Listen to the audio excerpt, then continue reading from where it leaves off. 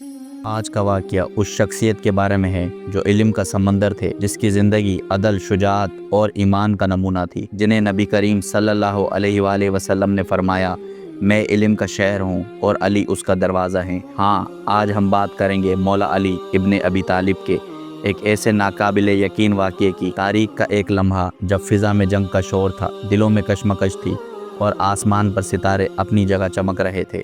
یہ وہ وقت تھا جب مولا علی ابن ابی طالب جنگ نہروان کی طرف روانہ ہونے والے تھے۔ مولا علی اپنے گھوڑے پر سوار ہونے ہی والے تھے کہ اچانک ایک شخص ان کے قریب آیا، ایک مشہور نجومی۔ اس نے مؤدبانہ انداز میں عرض کیا، اے علی، آپ یہ جنگ مت لڑیں، کیونکہ آپ کا ستارہ گردش میں ہے اور میرے حساب کے مطابق آپ یہ جنگ ہار جائیں گے۔ مولا علی نے اسے غور سے دیکھا، تبسم فرمایا اور خاموشی سے گھوڑے سے اتر گئے۔ نجومی کو لگا جیسے علی نے اس کی بات مان لی ہو، مگر اصل بات ابھی باقی تھی۔ مولا علی نے کہا، اچھا تم کہتے ہو تم ستاروں کے ذریعے انسانوں کا مستقبل جانتے ہو؟ نجومی نے فخر سے جواب دیا، جی ہاں، یہ میرا فن ہے، میں ستاروں کی چالوں سے لوگوں کی تقدیر جانتا ہوں۔ مولا علی نے اس کی طرف اشارہ کیا اور کہا، تو پھر ذرا یہ بتاؤ، وہ سامنے ایک گھوڑی ہے جو حاملہ ہے، اس کے پیٹ میں نر ہے یا مادہ؟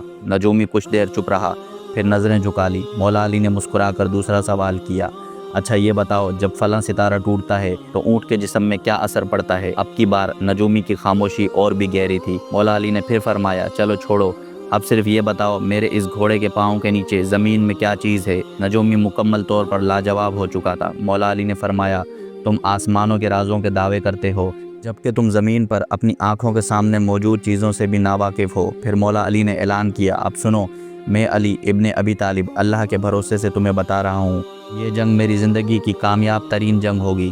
نہ میرے 10 ساتھی شہید ہوں گے اور میرے مخالف کے صرف 10 ساتھی زندہ بچیں گے۔ اور پھر تاریخ نے یہ بات سچ ہوتے دیکھی۔ جنگ نہروان میں مولا علی کے کسی ساتھی کی شہادت نہیں ہوئی اور دشمن کے لشکر کے صرف 9 افراد زندہ بچے۔ ایمان صرف تقدیر کے بھروسے پر نہیں، یقین، علم اور اللہ پر توکل کا نام ہے۔ مولا علی نے ہمیں سکھایا کہ علم نجوم انسان کی تقدیر نہیں بدل سکتا، اصل بصیرت وہی ہے جو رب کے نور سے ہو، نہ ستاروں کی چال سے۔